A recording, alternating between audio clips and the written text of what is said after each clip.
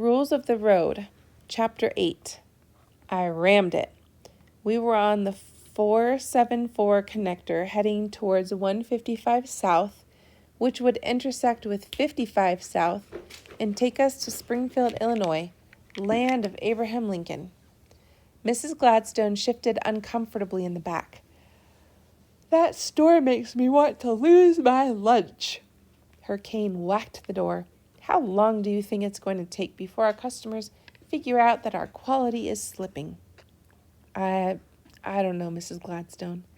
Not too long, I can assure you. Another whack. My son is pushing me out. I shifted. I didn't know that, ma'am. Now you do. It didn't surprise me, though. Murray called Eldon the vice president in charge of tack at Gladstone Shoes. He said Eldon didn't have a shoe person's heart. All he cared about was money, not soul, like the sole of the shoe. He's decided I'm too old and he's taking over the business. I looked at Mrs. Gladstone in the rearview mirror. Eldon might be a bum, but he was right about one thing. She was old. You don't want to retire? Somewhere long ago in this country, it was determined that after 65, a person's brain is no longer capable of making business decisions. I think that is rot. I have more business ability at 73 than I did at 63, and I resent the implication that I am over the hill and can no longer oversee the company my husband and I built from scratch. I was about to say, oh, but didn't get the chance. A speeding truck was tailgating me, coming up close and personal to the back fender, getting so close I could see the fire of delight in the truck driver's eyes as he blared his horn at me and inched closer. Closer. For heaven's sake, let that bully by, Mrs. Gladstone shouted. I swerved to the right lane, screeched onto the shoulder as the truck rumbled by, shaking the pavement. Stop the car. I did. Mrs. Gladstone was quiet for a long time. Take off your shoe, she said finally. What? Hand me your shoe. This was distinctly weird. I took off my right shoe, handed it to her, hoping it didn't stink. She examined the stacked heel, pulled gently at the sides, felt the cushioning inside. This, she declared, is a well-made shoe. Not too much pull on the leather, fine stitching, a good sole. No plastic, I said. Ah, yes, plastic. Mrs. Gladstone's ancient face got tight. My son is quite taken with that. I looked down at my bare foot. I've noticed. Do you know what built Gladstone's shoes, Jenna? I gripped the steering wheel. There were several ways to go here. Sweat. Honesty. Good old American know-how. She raised my shoe in the air. An unmovable insistence on quality and fair pricing. An insistence on the finest, most shoe-educated sales force in the business. I nodded, remembering my 1-week training course where I had to remember everything that could possibly go wrong with a shoe fitting.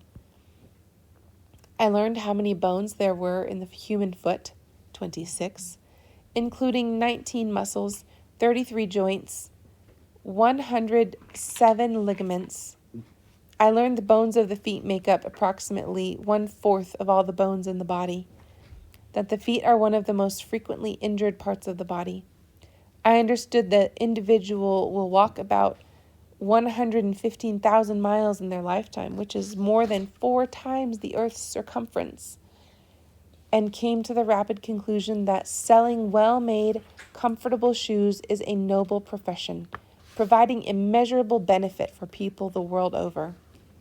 Then I got my own personal shoehorn, and after my 1-year anniversary, I got a shoehorn with my initials. Eldon has canceled the training courses for new employees, she said. He just fired 2 of my top store managers who refused to sell his shoddy merchandise. One of them ran the Peoria store. Her lips went tight. I got nervous for Murray. Can he do that? He has done it. But why? Mrs. Gladstone was staring at my shoe, like it was a dead pet. I don't think I want to be around to witness what Eldon will do to my business. Boy, Mrs. Gladstone, that's pretty rough. It's a sad day, Jenna, when profits and greed alone influence quality. It's an even sadder day when honor in business is close to becoming a thing of the past. The Cadillac purred across the highway, which is what you expect from a 32-valve, 300-horsepower V8 engine. Mrs. Gladstone was stirring around in the back, rattling papers, keeping busy to manage the hurt. She seemed to trust I'd get her to Springfield, and I would. Good, loyal Jenna. Loyal like a dog. A person you can count on. Just give her a milk bone and she'll go out of her way to help. I turned south onto 55. In an hour, we'd be in Springfield. I was getting the hang of maneuvering this big white moose after 184 miles. There's something about holding on to a steering wheel and feeling the miles drift away from you as you push farther and farther away from what you once knew. One of the last things Mom said to me before we left the house was that even though I'd be driving a long way from home, I wouldn't be driving away from my problems. I knew that this was true, the way I knew that clouds weren't made of cotton. But sometimes those white clumpy clouds hanging in the gray-blue sky made me wonder if God hadn't stuck some cotton balls up there when the scientists weren't looking. I knew one thing for sure. I was glad to be away from the mess with Dad. I didn't miss it one bit. I let a red-hot Mustang convertible pass me, catching the license plate as the car whizzed by. It's so red. I sighed. Someday. There was good news and bad news in Springfield, Illinois. The good news was that we got there. The bad news was that the hotel was overbooked, and the Marcoy Electronics annual sales meeting we had was overbooked with the Marcoy Electronics annual sales meeting, and we had to share a room. This, Mrs. Gladstone said to the bellman, is not a room. It is a closet. The bellman, who was old and deaf, said that he was glad we liked it and hoped we had a nice day. He tottered out, waving happily. I checked out the room. One twin bed, one roll-away bed approximately 5 feet in length for all 5 feet 11 inches of me. Mrs. Gladstone lowered herself slowly onto the real bed. Gee, Mrs. Gladstone, it isn't so bad. You should have seen the room my mother and sister and I shared last summer in the Dells. Bugs in the mattresses, seedy furniture. We're talking Les Miserables. But, you know, we had an okay time.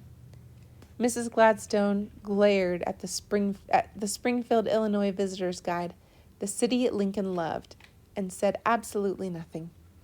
The hotel restaurant El Pollo Loco was stacked with electronic salespeople who were discussing their products loudly while pouring margaritas from pitchers into huge glasses that were big enough to raise goldfish in. Margarita glasses are huge. There could have been goldfish in them, actually, but I don't think the Marcoy Electronics sales force would have noticed. I knew about margaritas because my father went through a Latin American drinking phase and made margaritas at home. He did this while singing La Bamba.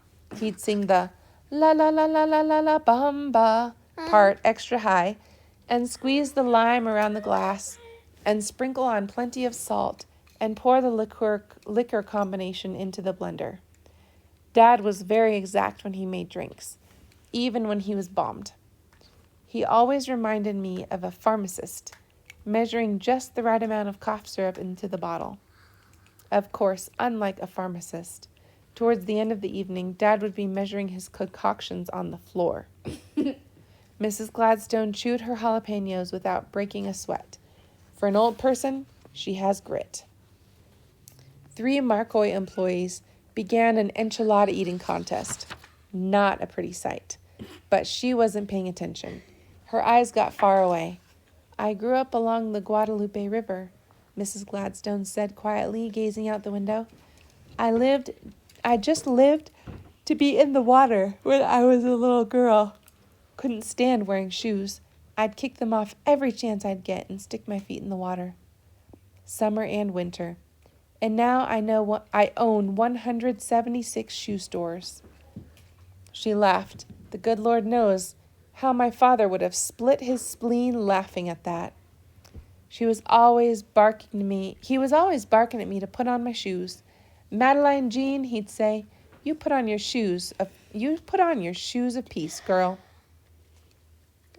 Daddy was a Baptist minister and turned everything into a sermon. Those aren't just shoes you're putting on, he'd shout. Those are the sandals of God Almighty. I looked at her from the corner of my eye. Some people are hard to imagine as children. Mrs. Gladstone leaned back in the wooden chair, lost in thought.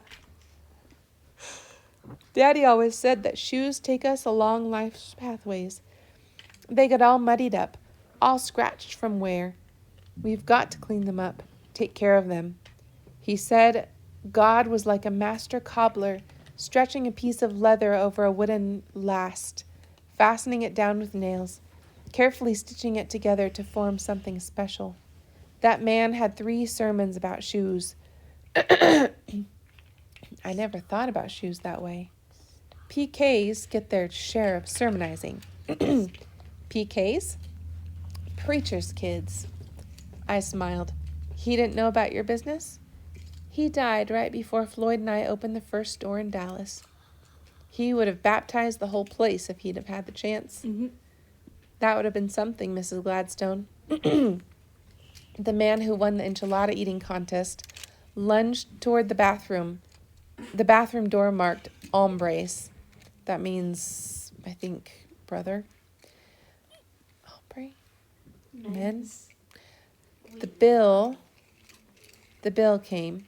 Mrs. Gladstone got out her wallet. I still feel like he's with me in every store Floyd and I opened.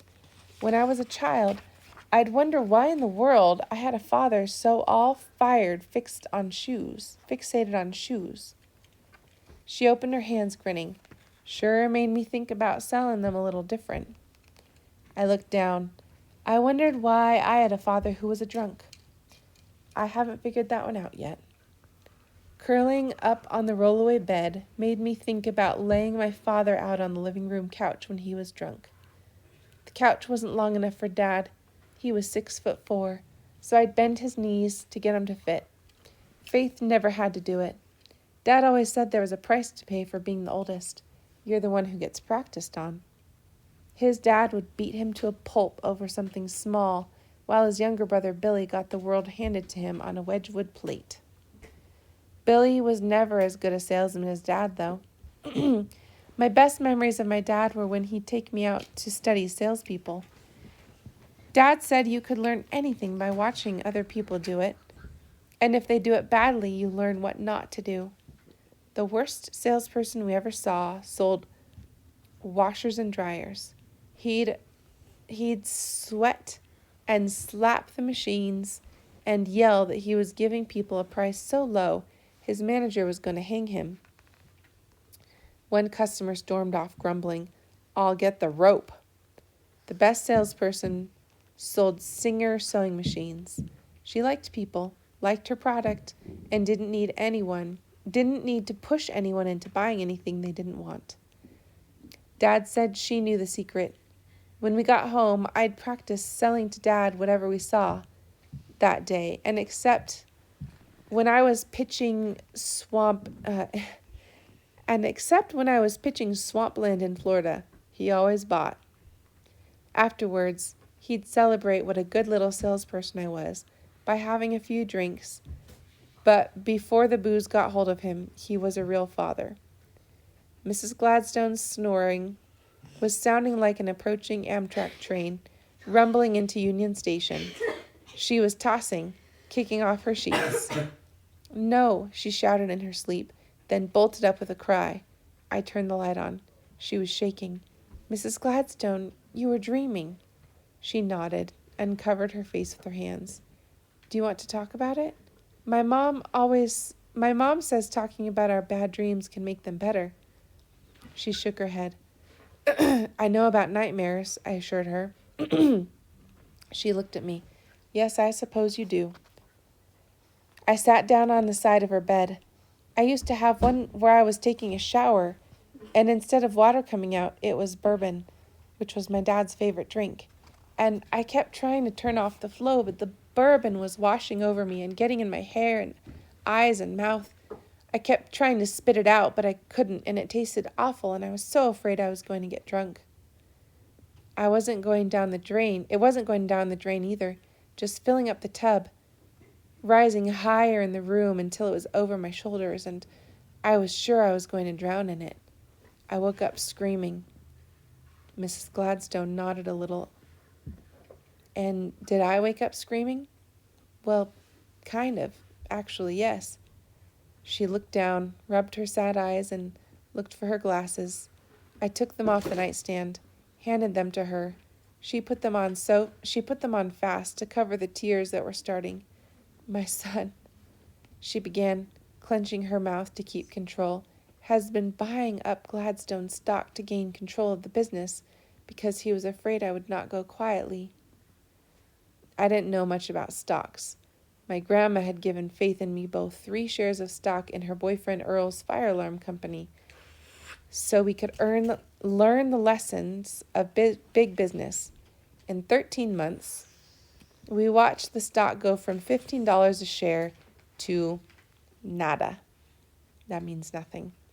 And Earl go from CEO to the unemployment line.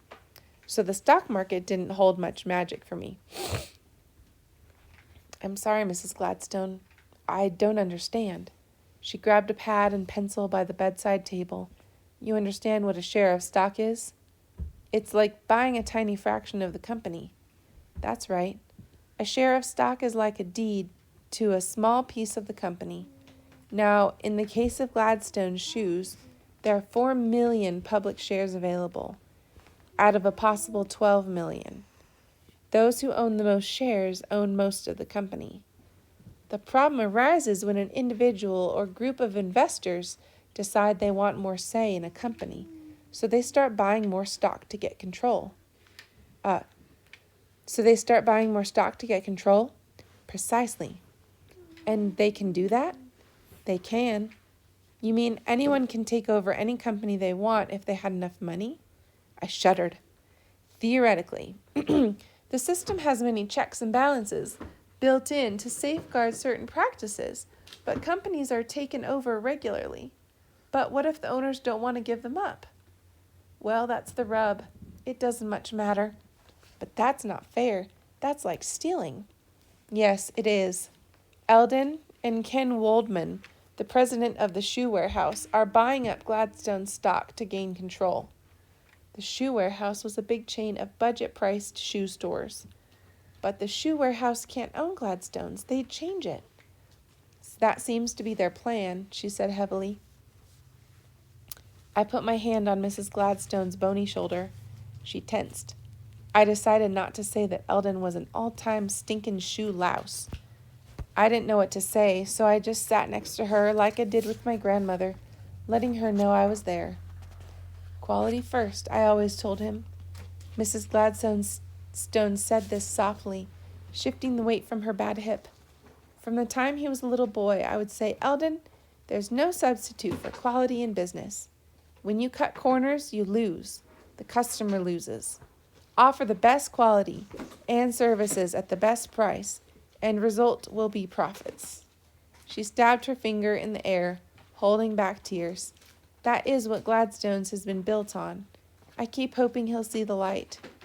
She shook her old head. I keep telling myself this isn't happening. She shifted her hip and looked out the window for a minute. She seemed like my grandmother. I understood about being rejected by someone you love and careless about it. The pain. Eldon was careless. So was my dad. You want to believe they'll change and love you like you need them to. You'll lie to yourself about them, make them more than they are. Mrs. Gladstone, there's got to be something you can do. It's a young person's game now. You're giving up? She looked down. I'm moving aside. But what about what about quality?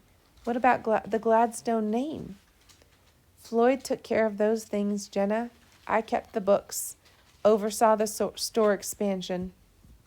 I put my face close to hers, so she had to look at me. Mrs. Gladstone, I can't believe you're not going to do anything. Her gray eyes burned with hurt and anger. She lay back down, covering herself with the blanket. That was that.